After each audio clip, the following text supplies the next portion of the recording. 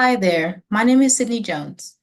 While my partner discovered how cool and convenient iPhone biometrics are, I want to take a moment to talk about why I think these features, like Face ID and Touch ID, aren't as safe and ethical as they seem.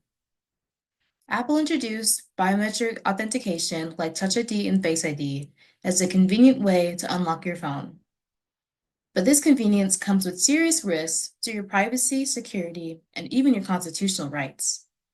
Unlike passwords that can be changed, your face and your fingerprints are permanent, and if they're compromised, there's no way to reset them. Biometric authentication poses several severe security risks. The data is permanent and it cannot be replaced if it's compromised. Systems are also vulnerable to false negatives that can lock legitimate users out and false positives that can grant access to unauthorized users. One of the most concerning security risks are biometric spoofing attacks, which occur when hackers use fake biometric data to bypass security.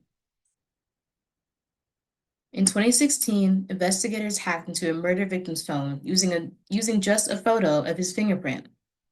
While security has improved since then, this proves biometric data is permanently vulnerable. The Chaos Computer Club bypassed Apple's Touch ID using a fake fingerprint just one day after its release. Would you trust a security system that can be fooled so easily? Biometric authentication creates dangerous legal loopholes as well. In the 2014 case, Commonwealth versus Bost, the court ruled that while forcing someone to reveal a password violates the Fifth Amendment's protection against self-incrimination, forcing them to unlock their phone with a fingerprint does not. This is because fingerprints are considered to be non-testimonial evidence. Apple encourages users to adopt biometric authentication without warning them that it strips away Fifth Amendment protections. From a deontological perspective, this is unethical. Apple has a duty to inform users about these serious legal consequences, and they fail to inform users about the legal risks, and they only prioritize profits over ethics and privacy. When you use biometric authentication, you're trusting Apple with your most personal data. The unique physical characteristics that make you who you are and can only be used to identify you. Unlike medical data that is protected by HIPAA, the Health Insurance Portability and Accountability Act, there are no strong legal safeguards for how companies use, collect, and handle your biometric information. The Privacy and Data Protection Act in Victoria, Australia, shows how biometric data should be handled. It requires that collection be necessary and non-intrusive, and that data can only be used for its original purpose. It requires that organizations maintain high security standards for biometric data. Apple's approach falls far short compared to these ethical privacy guidelines. Biometric data is not just another means of authentication. It is not just another form of a password. Biometric data makes us who we are as individual people. It is very personal because it's our unique physical and behavioral characteristics. To give that up for the sake of convenience is not a decision that should be made lightly. Once this data is compromised, you can't get it back. The convenience of Face ID and Touch ID isn't worth the permanent risk to your privacy, security, and legal rights.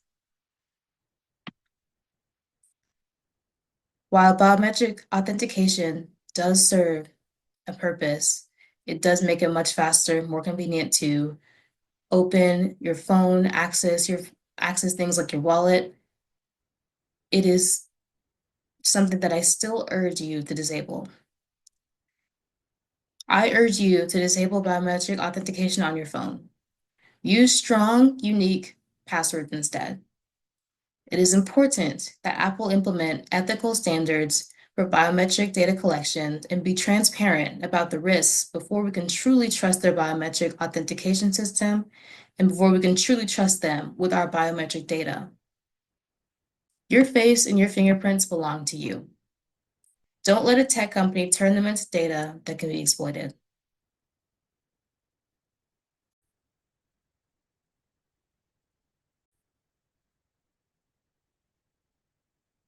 Hi, I'm Donald Burrier. Today, I want to talk to you about something you probably use every day without thinking, the biometric features on your iPhone, like Touch ID and Face ID. This isn't going to be a tech demo. I'm just here to explain why, from an ethical standpoint, these tools represent a major step forward for society. Specifically, I'll walk you through why they deliver the greatest good for the greatest number of people using a framework of utilitarianism.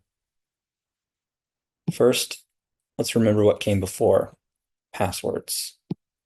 We've all forgotten passwords before, and we've reused them most of the time, writing them on sticky notes, putting them in your notes app. Studies show that the average person juggles between 70 to 80 passwords, and most people use the same passwords across multiple accounts. This creates enormous security vulnerabilities, because one breach can expose you on 14 different services. So already we have a system creating frustration and risk, both for society and for the individual. Why biometrics solve this? Fingerprint, your face, your iris. Apple's Touch ID and Face ID just aren't just convenient, they're secure. For example, guessing a 4-digit PIN has a 1 in 10,000 chance. Touch ID, 1 in 50,000, and Face ID, 1 in a million. That's a massive leap in difficulty. But here's the key. Apple doesn't store your fingerprint or face image anywhere in the cloud. It is all on your device. They store only a mathematical template encrypted locally in something called the secure enclave. Even Apple cannot access this data. This local device-only storage design dramatically reduces the chance of mass breaches. Now let's talk about who benefits most from this. Older adults who struggle to remember passwords get an easier access to their phones. People with motor disabilities or dyslexia no longer face troubling barriers when authenticating. A study shows that smartphone use among seniors jumped by 26% after fingerprint authentication was introduced. These aren't just conveniences, they're life-improving changes that increase inclusion and autonomy. It's not just about the individuals either. In the financial sector, banks using biometrics reported 93% fewer fraudulent login attempts. Healthcare providers saw fewer unauthorized access attempts on sensitive records. Companies using biometrics and multi-factor authentication experienced 27% lower breach costs. When you scale these improvements across millions of people, we're talking about billions of dollars in reduced fraud, theft, and recovery efforts.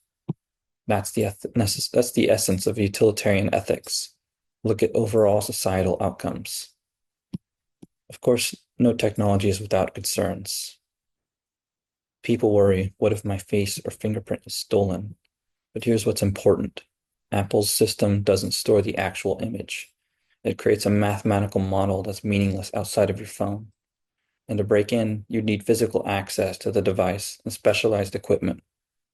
So others worry about surveillance, but remember, iPhone biometrics work only as a one-to-one authentication. They're not like public surveillance systems doing one-to-many identification. Plus, you can always choose not to enroll and use a passcode instead. That opt-out preserves user autonomy, which is another key ethical factor of utilitarianism. So where does this leave us? When you weigh the collective benefits, with the stronger security, better usability, and a greater inclusion, against the relatively small and manageable risks, biometric authentication generally comes out ahead.